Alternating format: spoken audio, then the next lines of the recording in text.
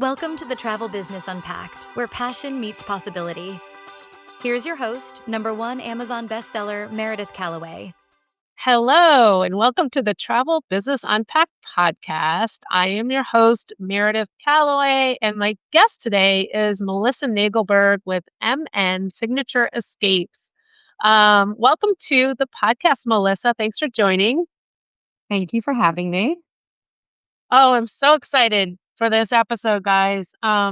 Melissa is a travel MBA student. She's still in our travel MBA program.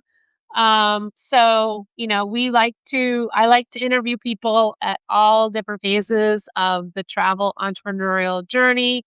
In my book, I outline really 4 phases in total, the first 3 of which should be temporary. The 4th phase is the final phase and where we want you to get to and stay there. And that ultimately is when you get to be 7 figures in sales. Once you hit 1 million in sales, that doesn't mean you need to stop. You can keep growing it from there. But, we feel like you are at a established business that can give you freedom, fulfillment, and financial satisfaction when you get to that 7 figures in sales. So Melissa is I believe you're in our February cohort. So that was April. February. Oh, you're in our April cohort. Okay. Yeah. So you're about 8, 9 months into the program. Yes. Awesome. So the program is 12 months long, and we have people join in cohorts. Right now, it's 4 times a year. We have 4 cohorts a year. And Melissa was in a nice intimate size cohort, our April cohort. And so maybe one of the reasons why you're such a rock star is because you've had so much attention. Maybe. It could be. I was just messaging with my cohort this morning, actually. We talk all the time. So it's been wonderful. No, not necessarily, because I don't want anyone to think that the cohort size is either a bad thing or a good thing. It is what it is, and it's just the luck of the draw, I guess. Sometimes the years are just more popular than others. So let's start with you are based in New Jersey, which we were just talking about because I grew up in New Jersey, so I'm very familiar with where Melissa lives. Tell us about how you discovered the path of becoming a travel advisor and what made you want to do that. Okay. So a few years before I started, my husband actually planted the seed in my head, and I hadn't been working. I'd been a stay-at-home mom for many years. My previous career I was a dietitian. I worked in clinical in a hospital. Um, and I loved that. And when I had children, I, you know, stopped working. We then lived in London for a few years, moved back to New Jersey. It was kind of, I didn't really have an opportunity to start working again with all the changes and having children. And then about 3.5 years ago, my husband knew someone whose wife entered this industry. And he said, Melissa, you'd be really good at that. And the seed was planted, but at the time my kids were too young. I couldn't picture, my attention away from them. Slowly but surely, that shifted. The kids got a little older. They became more independent, and I wanted to start something on my own. And about a year ago, I started really intensely researching how this could work, and came across GTN, a lot of other host agencies as well, but eventually zeroed in on GTN, and I can certainly answer why. Talked to a few advisors who are part of GTN who just raved about their experience. And I think it was Meredith talking to you. My interview was with you, and then talking to those advisors and understanding that the Travel MBA program was to set you up for success in a way that I didn't see other host agencies doing. And just, it was such a unique thing. And I remember you saying specifically, and this really stuck with me, that this career doesn't have to be a hobby. It should be a successful entrepreneurial career. And I had no idea how to be an entrepreneur. So that was very appealing to me. And I kind of jumped right in at that So point. you jumped into the deep end. Yeah. Yeah. Um, what I love about our program, or at least I feel like I finally got the words to um, really, I don't know, like break it apart into components, the travel MBA program.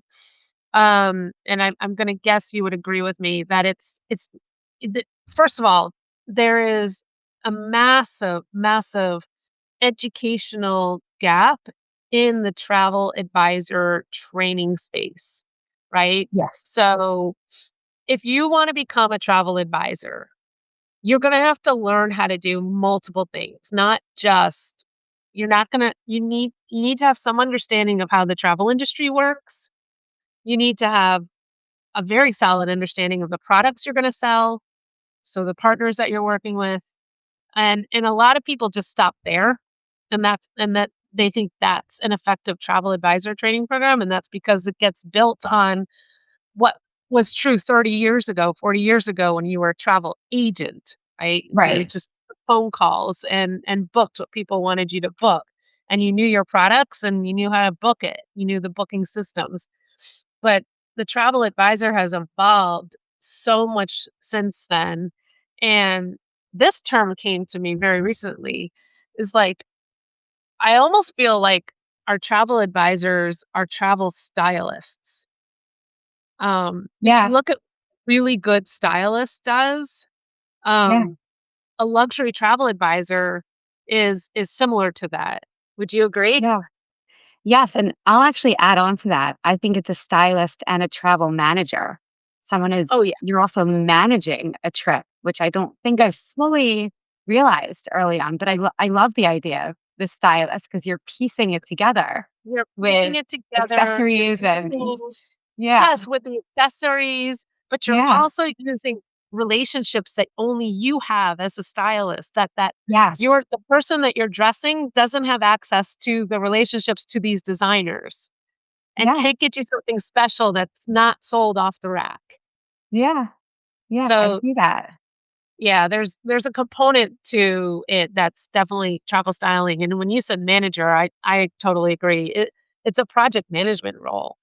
So, going back to the difference that which I think you were able to see in our travel MBA program relative to other programs out there is that there are four components to it. And I think just like four legs in a chair, if you take away one of the legs of the chair, it's not very stable. It's very, very wobbly. And I think in order to guide people along this journey of getting to that phase four of the business, seven figures in sales, the program to get you there needs to have all four components. So the first component is an entrepreneurial business school. What are some of the things in the travel MBA program on the business side of it that you know, you were not aware of, until now? There's so many things. I'm not sure which area to I'm answer gonna this. answer it for you, and then Yes, you can to talk be about it. I okay. think one of the things because sometimes you don't even know what you Yeah, don't know. You know what I mean? Like, yeah. oh, yeah, yeah. The branding process, Okay, that's is what I was thinking huge. first actually with the website and identifying Yeah, who the you branding are process and is, if you wanna sell luxury travel, you have to have a brand. You have to start with a brand that captures your essence and what your brilliance is, yeah, but also is elevated and really speaks to people from a place of giving as opposed to getting. And if anybody wants to check out Melissa's branding, her website is mnsignatureescapes.com. Your branding is amazing. You do such a good job. You're such a great student. So tell us about how that like, what did you struggle with? What was fun about it? I loved during that process that GTN really focused on taking us not so much out of our comfort zone, but forcing us to think about. I mean, the whole process was certainly a bit out of our comfort zone because it was something I'd never done before. But thinking about our ideal client, right? And what that looked like. So because we can't go to everyone. Now, I'm not the perfect travel advisor for everyone. So I have to think about who is my ideal client? Who will I attract and who's going to work the best with me? Who will I be the best for? And there were so many worksheets and so many things we had to think through to get to that. And then on a call with you to really narrow that down. But it was so helpful because it made me think about things in my business and how I wanted to present my business that I absolutely would not have thought about. Because in the beginning, you just want clients, right? You just want business kind of from anyone. But this made me think that through a little differently. What kind of travel do I want to sell? Who do I want to sell to? Gosh, it feels so long ago at this point. It wasn't even, but it really, it was wonderful at the time. And I don't think I would have done that without being forced to. Not forced, Yeah. you know what I mean? I think what your branding is really, really good at doing is being very clear that you're coming from this giving place and you're coming from this of service place, right? Not solution oriented. Whereas your website is all about the ultimate outcome of what you're trying to do when working with your clients. Right. It's so true. And I really wanted to convey that. So I'm happy it does. My goal in working with clients is for them to feel like they have someone in their corner the entire time, that someone really has their back, that I'm not trying to increase a sale, increase numbers, upsell them for this or that just because I want a higher end number. I want them to come back and say that trip was incredible. Your guides that you recommended were amazing. The transfers all were seamless. The hotels were exactly what I was looking for. I mean, that doesn't work when you're just selling from a numbers perspective. And I wanted to convey that clients can trust me. It's just when people think about marketing, it's almost like we abandon who we are and we just put this weird hat on that doesn't really feel comfortable. It triggers a sense of fear, right? And so then we feel like, oh, I want to make sure that I um come across this way and come across that way or do it right, do it the right Yeah. way. I want to make sure they understand it. Or that's the other thing. People like are so afraid to be vulnerable and talk about what they feel like they're really, really good at. And then they fall back on these certifications and Right. letters at the end of their name or Right. what programs they've completed.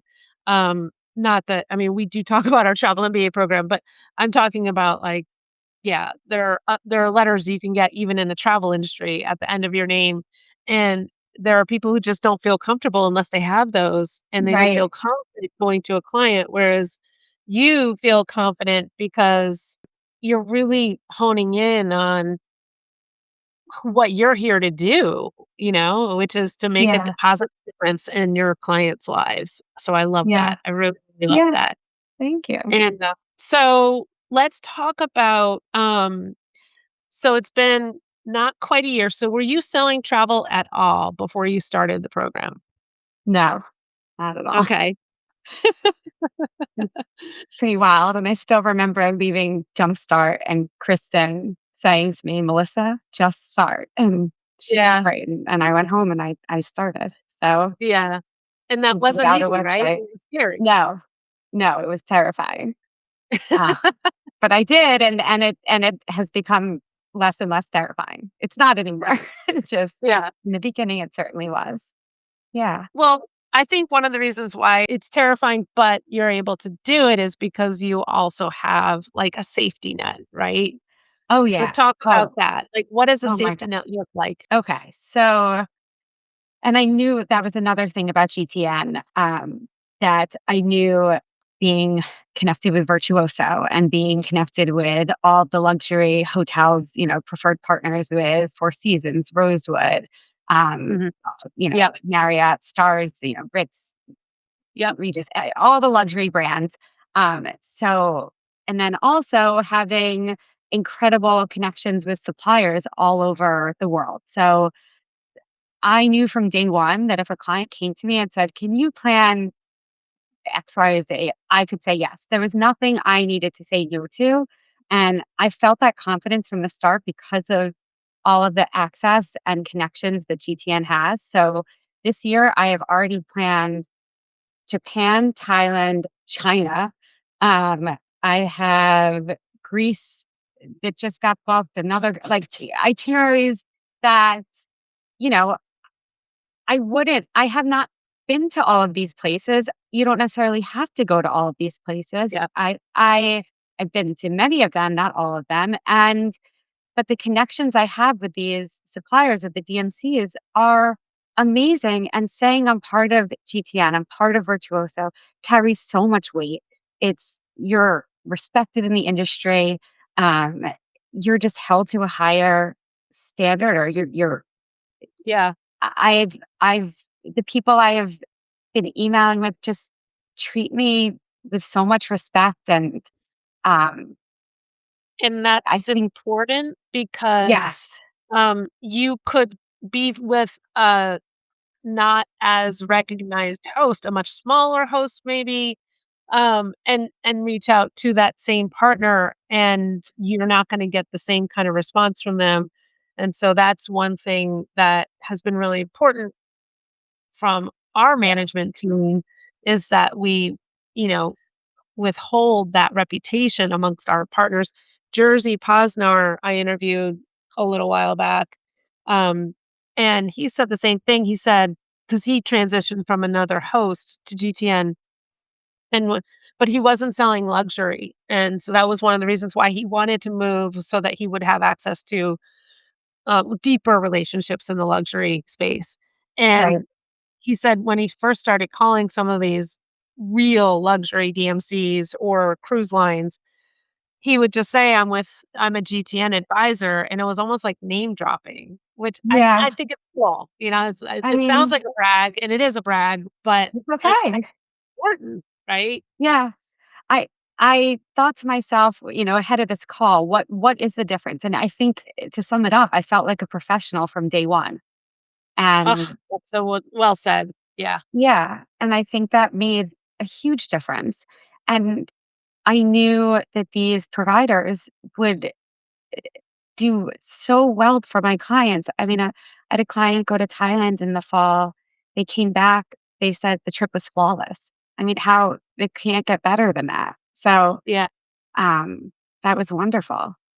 It And was what a would you GTN like, partner. how much of So, that would you attribute to the DMC that you used? How much would you attribute to, I mean, you play a role in that too, right?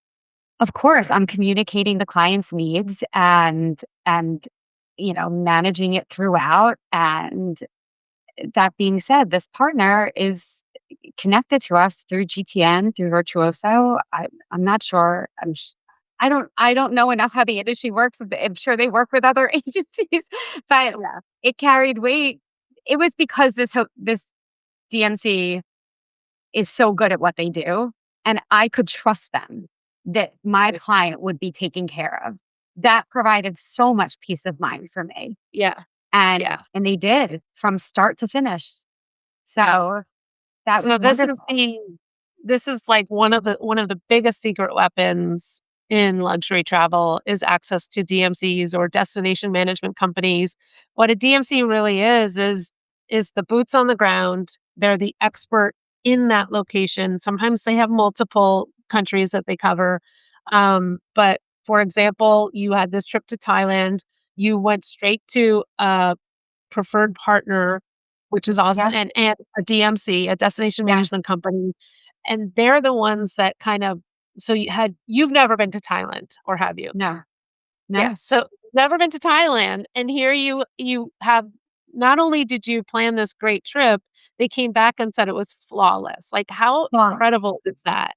It's yep, just so cool. it And was amazing, but what and the I did DMC plenty of research. It does, was yeah, and the reason why it's so successful, is because their business is built to work with luxury travel advisors.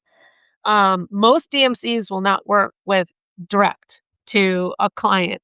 And so the experiences that they're creating are things you cannot find online. So let's go back to this whole stylist yep, analogy, right? I mean, that's what a stylist does, is a stylist will hook the person that's being dressed up with designers, and not just designers that you can buy off the rack, but things that designers are not selling, right? Or even you can custom design things for you.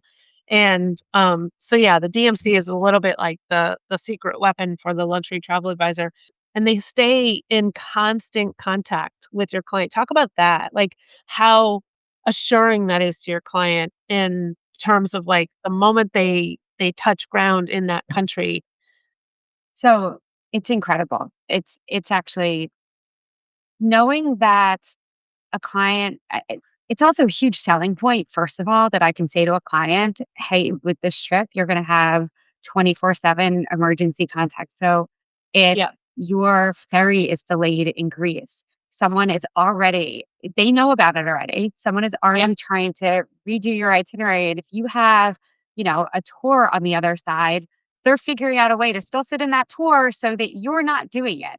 Yeah. That, someone's on the ground when it's a time difference. So if your client needs something and you're sleeping in the middle of the night and they're already awake in another country, they have a number that they can call or text if something goes wrong, if someone gets sick, if they need, an extra hour for their transfer, whatever it is, they have someone there. So that is incredibly reassuring. I check in with the DMC, once or twice throughout just to make sure everything's going well.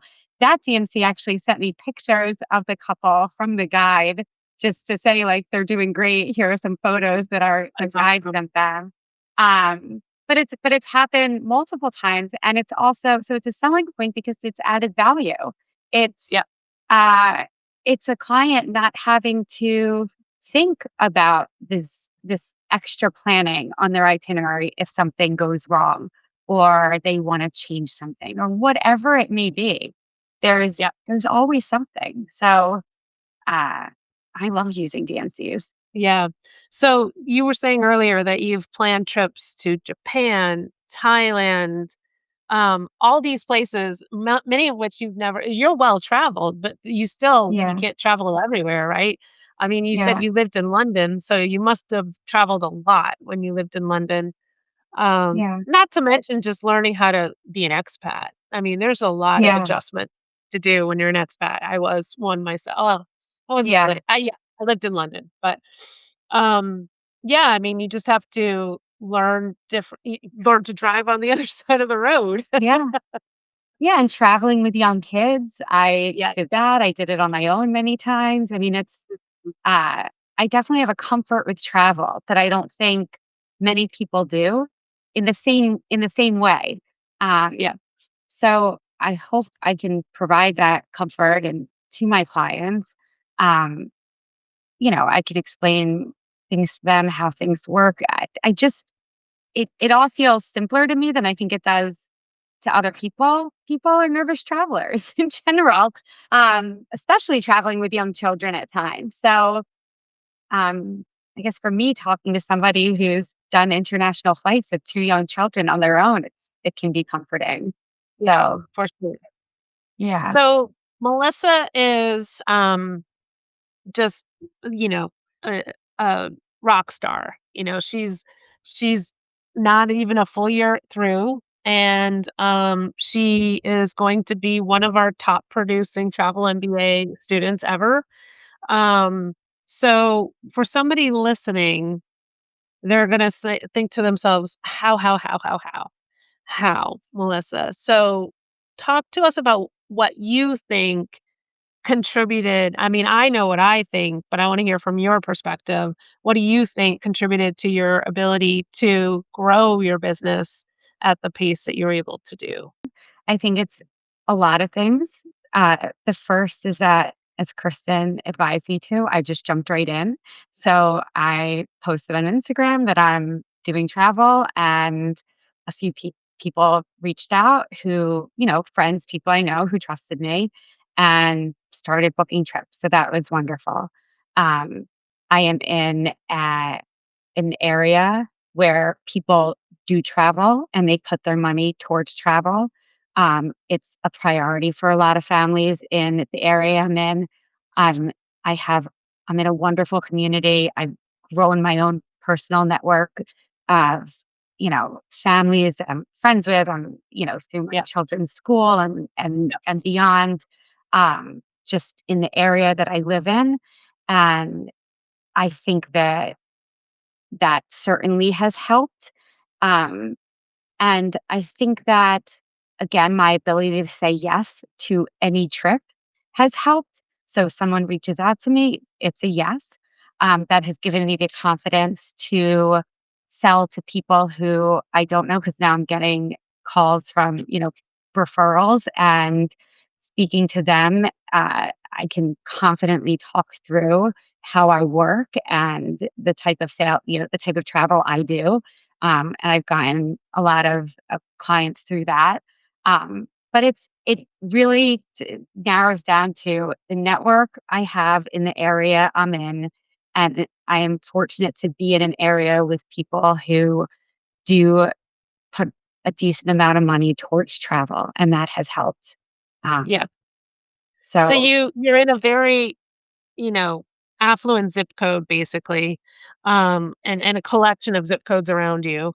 yeah, I know that because I grew up in New Jersey. So, and then you also have already you've spent a lot of time already building your network.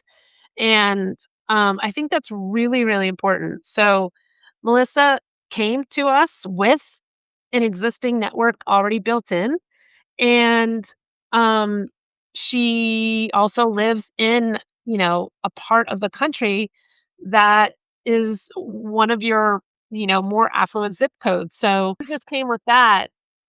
There's other pieces to this that I think really contributed to your success. And so then it acted like one well-oiled machine altogether.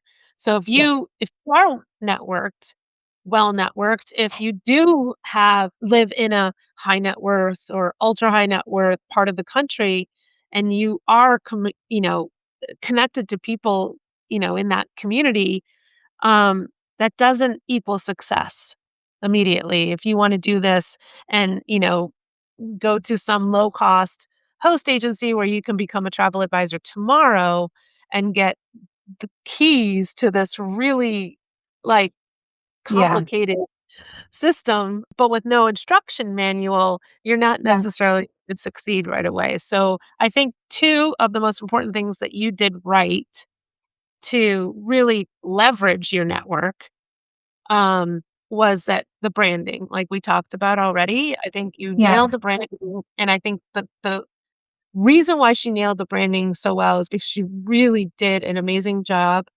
of being able to articulate it in a way that shows she's truly coming from a place of service rather than just trying to sell products or market your expertise or so that's one thing that you did right. And then the other thing you did right was, partner with someone like us that can bring you these relationships immediately from day one and let you go and then help you yeah, let you go, let you sell with the safety nets that we provide. So I yeah, love it. All right, let's talk about were there any surprises on this journey so far that you didn't expect? Or maybe a better way to ask that question is before you joined a program like ours, what did success look like to you before you really knew what you didn't know? yeah. What did success look like to me? God, I think I just jumped in kind of blind, and truthfully, I wanted to work. Um, Yeah. and Wanted I it. wanted to start making money. So to be uh so what did success look like? Success look like balancing work and my home life, which I'm not quite sure I've done successfully right now, but I'm not even a year in, so we'll get there. And I think that what was the second question? What did success look like to me? And What was that what anything that surprised? surprised you along the way? Okay, think something that surprised me is how much work goes into every single booking, and I and that's where the trip management comes into play, because I think that if someone were to think of travel is just like, oh, I plan my friend's travel, I'm the lead when I book a trip for all my friends. That's not the same. you are managing someone's money, their trips, their dates, their, whether or not they buy insurance, their connections, everything that falls under their trip, you are managing for the most part. If that's the service you're providing, that's what I want to be providing. And people are depending on you because I think when you're in luxury travel, people want the weight of the effort of planning the trip off of their shoulders. That's part of what they're paying for. And I think that the workload beyond just the advising, beyond just the trip, creating the trip itinerary, is the behind the scenes work is a huge part of it. Yeah. And I think that was it's not surprising looking back, but it was surprising initially, I suppose. Well, I think because you just never know. I think that's true with a lot of things. I know where you are in terms of like the phases. I believe you're probably in phase 3 right now, which is somewhere between 600 and a million. Or Yeah. is that correct? Am I correct there? Yeah. Okay. So one of the things that we recommend is that if you want to, grow and scale or scale for growth properly, this is the time that you need to be looking into hiring, and you're not even a year into the business. So how does that feel? I mean, do you have these internal objections to like, I'm not ready to hire? Yes, But then I do. you also, you know, talk about that. Are you at the place where you're ready to hire? Are you considering it? So I say it every day that I do want to. And I know I need to, just because of not client facing. I just want someone kind of behind the scenes. I really want my next step is to tap into some more advice from some GTN advisors. I believe that's a lot part of the Accelerate program, that Yep. I will understand more what that looks like. And because I want to do it right. I think having a virtual assistant sounds incredible. I'm still feeling like I want my hands on everything right now. Yeah. And I'm not quite sure what I would be willing to delegate. But I just sent an insurance quote to a client this morning. Maybe that's something I can handle. Yeah. I have to really start thinking about what I can hand off and trust someone else with. Uh, and so that will be a new phase for me. And I know it will be helpful and I know I need it. I know it will help me grow my business because I can focus on my clients and my sales, um, and the trips I have planned. And I do know that. I'm not sure. I'm not quite sure yet how to make that step. Right. Okay. So you're at Yeah. the point right now where you're kind of wrapping your head around it and getting Yes. comfortable with the concept. Yeah, exactly. Yes. Are you at the point where are you, because this is part of everyone's journey, is like Yeah. once the business starts to kick in and you start to get really, really busy, and you're still all by yourself, um, and you're a mom to 2 kids, and you're probably doing carpools and having to there's a section of your brain understanding, like, what homework they have and what assignments they need and what they need to be signed and permission slips. Yeah. Yeah. You need to check like this tomorrow. Yeah. Yeah. Exactly. Pajama day. It's whirlwind. Yes. All of that. Yeah. Soccer tryouts. Yeah. Exactly.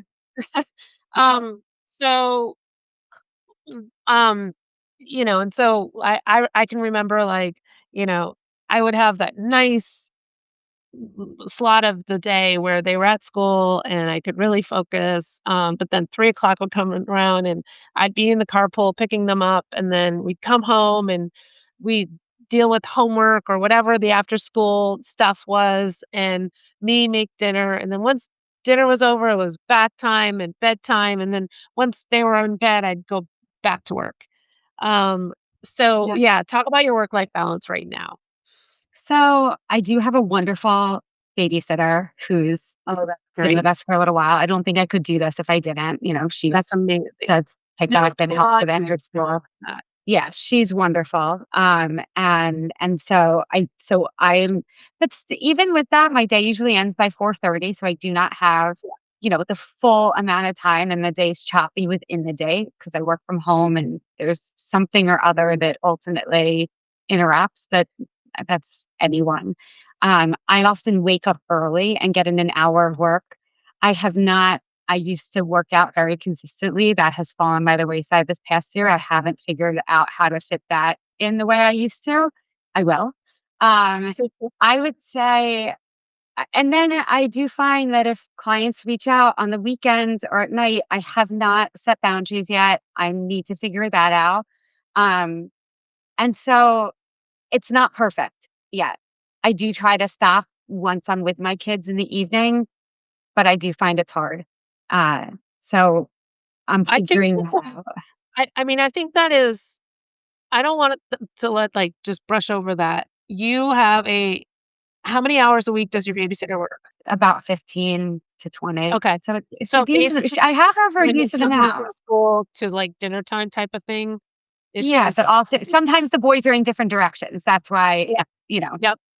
yeah. Yep. That's ultimately why I had her initially because I But couldn't I be in think 2 that is places. so important. Like, why Yes. is it that as working moms, especially entrepreneurial working moms, we don't give ourselves permission to hire daycare the way we would if we were an employee in a career? Oh.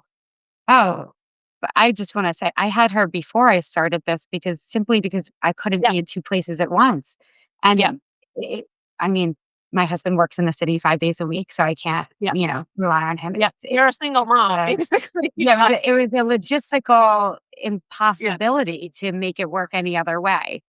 But I also don't think I could have done this without having that established Yeah. in Yeah. place, because if my day was ending by 3 o'clock every day, I could not I would miss things. I wouldn't My mind would be incredibly scattered. I don't know how, even Yeah. with this one, it's just starting to stabilize now, I feel like, with that, Yeah. how to That's a manage great mindset transition that. that you probably didn't realize you had. Um, It took time to get there. I yeah. wanted to similar to this business, I needed to be hands-on with my kids for many years, just me. So maybe that will shift over time with the business. The business is now my baby, so I will Are eventually hire someone your boys too. are grade school? What are they Yeah, grade they're school? 8 and they're 2nd and 4th Okay. grade. So Okay. Yep. once Yep. once my older one could cut his own apple, I was like, "Oh, we can there's a little independence here. We can do this. You can cut for yourself and your brother." So, Yeah. So, great. pro tip to any moms listening to this episode, even if you're not working yet and you feel like you have logistical issues with getting your kids and being there for your kids, give yourself permission to hire someone to help you. Give yourself Great. there's a ton of mom guilt I perceive and observe, amongst people. I don't wanna hire someone to do something that I wanna do myself. Well, no. Tell them to call me. Tell them to DM me on Instagram. I can talk anyone through that. You're a better mom when you have some help. I truly Absolutely. believe it. Yes, for sure. I think that's one of the biggest takeaways from this conversation. Yeah. Now we're I can't believe we're so close to the end of this. So we're at the point of asking my favorite question. I mean, you've only been in the business for 9 months.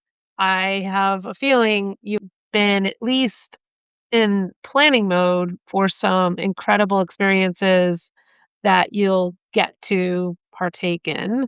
Do you have memory of something where, you had that pinch me, "Oh my god, I can't believe I get to do this for a living" moment? Whether it was on your own or with family or even planning a trip for somebody else. So getting that feedback that a trip was flawless was like, Yeah. everybody got answers this perfectly, but that was amazing.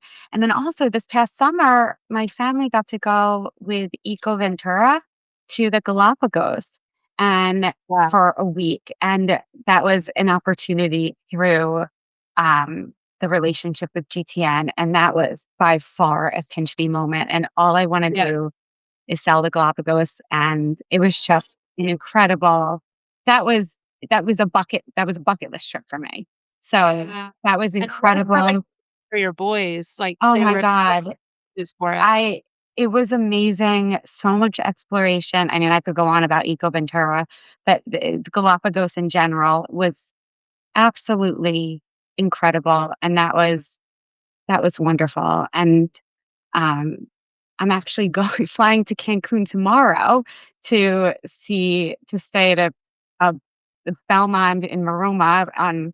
I was able to reach out to them, and then I'm seeing a bunch of other hotels there because I'm from Newark to Cancun. That's just going to be an area I sell often. And Yeah. so there's a lot of hotels I've never been to in that area, and I want to go and see them. So I actually, it's like kind of a self made fam, I suppose, that I made. I'm just going there for 2 nights, and it's taken a Love it. ton of coordination. But this feels like a bit of a pinch me moment to be going to Cancun Yeah. in the middle of the week and making this happen. So, and staying at a And beautiful going to hotel. check out all the five-star luxury properties in the area. Yes. So, and it'll be very nice to be able to to see them up close. Some are on beaches, some are a little set back. So it's Mhm. nice to be Yeah. able to say to clients, yes, I've been there, I've seen that. This is what it's like. Um, Yeah. so No, that's amazing, and I'm very jealous because Belmond Maroma is honestly one of my favorite properties in this world, in this I'm entire so world, excited. Oh my and gosh, I'm so that compares excited. to Africa. I've been to Africa a lot. Oh my god. And I know you have been to Africa a lot, and I can't wait Yeah. to go back to Africa. That's I have to tell you, my goal is to, you know, have Africa be a huge part of my business Oh, I because love that. we hiked Kilimanjaro years ago and did a safari, Uh, and I only want to go back, but I think oh, wow. that'll take time. So, Well, that was one of my questions that I was gonna get to, so you answered it uh, without me even having to ask it, which is uh, what is the vision that you have for your business? I would love to have Africa be a huge part of my business Yeah, to learn so much more about it, to really be a true advisor in the yeah, area. yeah, Um, and I'm okay if that's a bit more long term as I build up yep, and slowly get there. But I think that my own I love adventure travel. I think it's a special bucket list trip that is it brings happiness to people. Um, People need hand holding throughout. You know, they need an advisor. They appreciate someone who takes them through. So I can't wait to build those relationships over time. But stick with Cancun this week. And well, slowly but can't surely do get you won't there. be able to tell over and over and over again. In Yeah. my experience, Africa often is a once in a lifetime, and so you wanna keep Yeah. that climate. Yeah. So you wanna be able to, send them to other parts of the world, as well. So Exactly. I love that vision. I think it's and I have no doubt you will realize that. I have no doubt in my mind, maybe even sooner than you realize. Well, I hope that would be wonderful. I hope. Well, Well, this thank has you. been absolutely wonderful. Actually, I did have one more question pop into my head, and it's a little unexpected, but What? um, I would imagine that your husband is like so proud of you. Like, what would he say if he were here? He would say he's not surprised. Oh, I He love would. that. That it Yeah. actually makes me choked up Yeah. because Yeah. he knows, and he knows like Yeah. you're the kind of person that if you're going to do something, you do it right and you do it well. Yeah. And once you put your mind to something, Yeah. that Yeah. that. Oh, yeah. He would say that. Yes. See, I'm Yeah. channeling him. Yeah. Yeah. Hopefully you'll meet him someday. But yes. Yeah. That's what he would say. So, Well, this has been amazing. Thank you so much, Melissa, for being today's guest on the podcast and sharing all of your wisdom. And hopefully you've inspired someone to, go for it because it it's just a matter of time now. When if you go for it and you have the right network and you have the right and you don't even need the right network, by the way. It helps. It definitely helps, but yeah. it's not a game changer or it's not a deal breaker. But you arm yourself with the right training, the right education, the right path, and the right partners. Yeah, I agree. Awesome. All right. Well, Thank you thank you so so much. much. Thank you, everyone, for listening, and we'll see you on the next episode.